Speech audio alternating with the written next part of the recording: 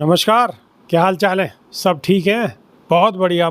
अपने और अपने को ख्याल रखो और जब टाइम मिले तो वीडियो जरूर देखो। देसी देख बिगर ब्रेक बगैर लाग लपेट, बिल्कुल देसी अंदाज में। मैं विपिन बेबाक, मेरे साथ स्टूडियो में मौजूद है प्रोफेसर अरुणेश यादव। स्वागत है जी, बहुत बहुत धन्यवाद। यादवों के संग बड़ी दिक्कत है रही है साहब, बड़ी दिक्कत है। अब तो बड़ी कथा करने पे पाबंदी लगा दी है और ऐसो बुरो हाल करो है बहुत कि छिड़काव फिड़काव भी कर दी है। अब कहने में भी शर्म आ रही है। बहुत दिक्कत है। देखो जी, कथा भी नहीं पढ़ सकते, फिर बेइज्जती भी कर दी, सर भी गंजा कर दिया, पेशाब भी छिड़क दी, और अब एक बड़ा संजीदा आरोप और लगा रहे हैं क्या? कि छेड़खानी कर रहे हैं। और साहब एक और फोर्जरी का भी आरोप लगा रहे हैं कि फर्जी आधार कार्ड लेके चल रहे हैं। मतलब यादवों को तो इन्होंने बांग्लादेशी बना दिया, कहीं का नहीं छोड़ा।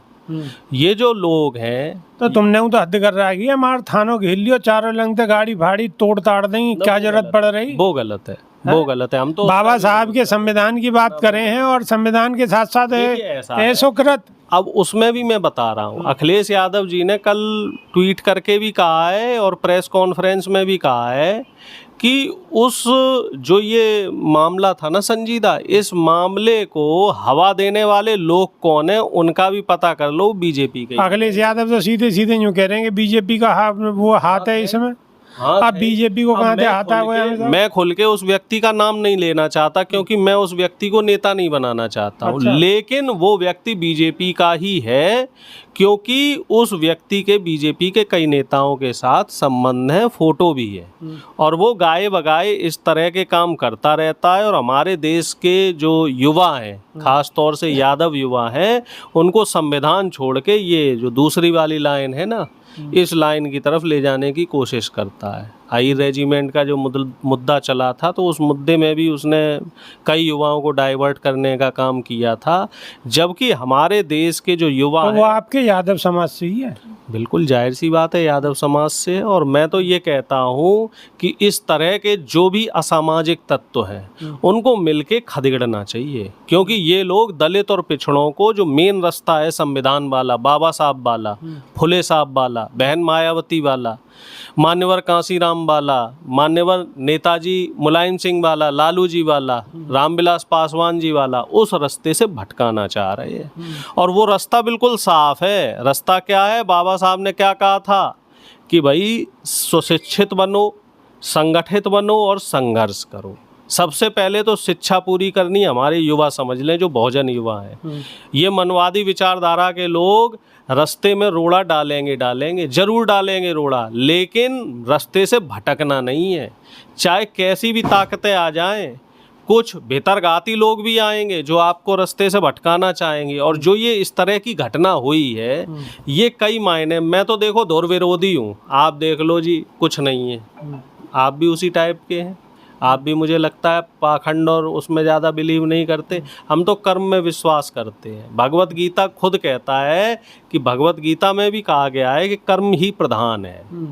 तो कर्म में विश्वास करिए। कथा वाचन और ये सब जो चीज़ें हैं, ये तो पाखंड के रूप में बनाई गई हैं। और ये किस लिए हाँ भाई, एक बात तो बताओ, बहुजन समाज के लोगों ने क्या जरूरत है ऐसे पाखंड करने की और करवाने की? अरे पढ़ाई लिखाई करो। अमेरिका देखो कहाँ पहुंच रहा है, रूस ने देख लो कहाँ। अरे भाई साहब, चाइना ने तो हर चीज बना दी है। और मंदिर के घंटा में लग रहे हैं, मंदिर की छत पे लग रहा है सोनो, और गरीबन की छत पे जो है पन्नी लग रही है, छत चुचा रही है भाई साहब। और दूसरी चीज ये देखिए, एक जो मजे घर में खावे गुआ ना नहाने गुआ, और मंदिर में गुलछल्ले मार रहे हैं। और रूस ने देखो कैंसर की भी वैक्सीन बना ली। और हम कहाँ अटके हुए हैं? हम अभी गोबर गोमूत्र वहीं अटके हुए हैं। अच्छा, उससे आगे हम सोचें। अखिलेश यादव यूँ कह रहे हैं कि तो सब काम जो है बीजेपी करवा रही है। वही करवा रही है बीजेपी भटका रही है युवाओं को। यूपी में अब चुनाव आने वाला है, 1 साल ही रह गया लगभग, और बिहार में चुनाव की बिसात बिछ चुकी है। तो इस वजह से मामले को डाइवर्ट किया। साल भर में तो पब्लिक भूल जाएगी। अरे भाई साहब, धनिया बो देंगे ये लोग बीजेपी वाले। हर 2-4 महीने में ये ऐसे ही करेंगे, हिंदू मजबूत करने की कोशिश कर कर रहे हैं इस बहाने अच्छा। कि हिंदू मजबूत कर ले। ये लोग टेस्टिंग तो करते हैं, यादव हिंदू ना है? बीच बीच में टेस्टिंग करते हैं। हिंदू ना? यादवों को कहाँ हिंदू मानते हैं, यादवों को तो यदमुल्ला बोलते हैं ये लोग। अच्छा। कहते हैं ये तो और मुसलमान एक ही थे। अखिलेश यादव को औरंगजेब कहते हैं, कहते हैं भैया उन्होंने अपने पिता का अपमान किया, वो तो औरंगजेब है। और मुसलमानों को देशद्रोही बताते हैं, तो एक तरीके से यादवों को भी देशद्रोही। दरअसल क्या है कि दलित और पिछड़ों के बीच में इन्होंने खाई लाने की कोशिश की है, जो आरएसएस की विचारधारा समझो। जाटवों के लिए ये बाकी दलितों से क्या कहेंगे, जाटव तुम्हारा हक खा गए, जाटवों ने तुम्हारा आरक्षण का फायदा ले लिया, खा गए। भैया तुम आरक्षण दे कितना रहे हो? 15% एससी को, एसटी को 7%, 22% हुआ ना एससी एसटी का टोटल। और जो आदिवासी हैं उनमें ये कह रहे ये मीना तुम्हारा हक खा गए, ये भील मीना जो है ना ये तुम्हारा हक खा गए, तो उनको लड़ा दिया। अब जो 27% ओबीसी आरक्षण है वो भी किसी किसी राज्य में है। आप जानोगे उड़ीसा में कितना है ओबीसी आरक्षण? दे ही नहीं रखा अभी। मध्य प्रदेश में 14%, राजस्थान में 21%, छत्तीसगढ़ में 14%, झारखंड में 14%।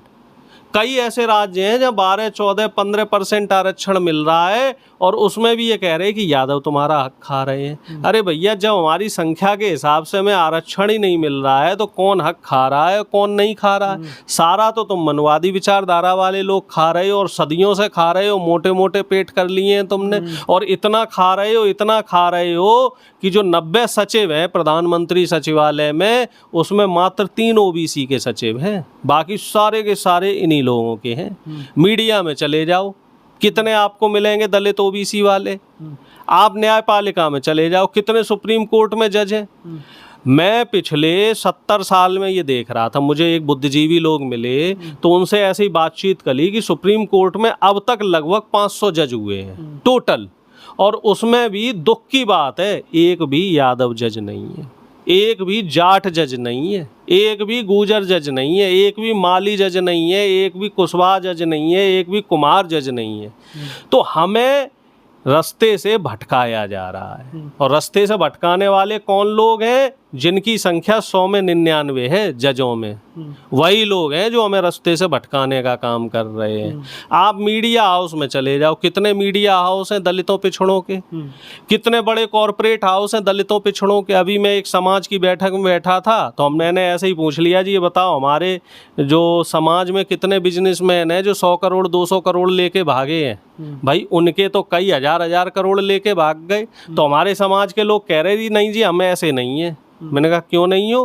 क्यों? बोले हम तो बड़े ईमानदार हैं और हम ये हैं और हम वो हैं। हम नहीं ईमानदार नहीं है, तुम्हें तो भाई साहब वहाँ तक पहुँचने ही नहीं दिया जा रहा है। तुम्हें तो लाख 2 लाख 10 लाख 20 लाख के बिजनेस में अटका के रखा है इन लोगों ने। ये लोग आप लोन के लिए अप्लाई कर लो, लोन नहीं मिलेगा आपको।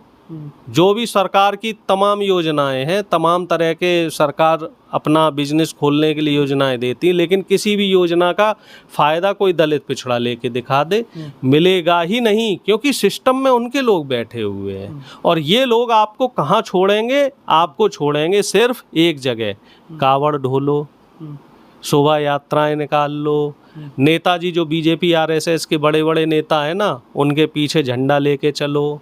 उनके बच्चे पढ़ेंगे विदेशों में और अमित शाह जी क्या बोलेंगे कि साहब हिंदी मातृभाषा है, अंग्रेजी का बहिष्कार होना चाहिए। और इनका लड़का कहाँ है जो इंटरनेशनल क्रिकेट काउंसिल है उसका चेयरमैन बना बैठा है।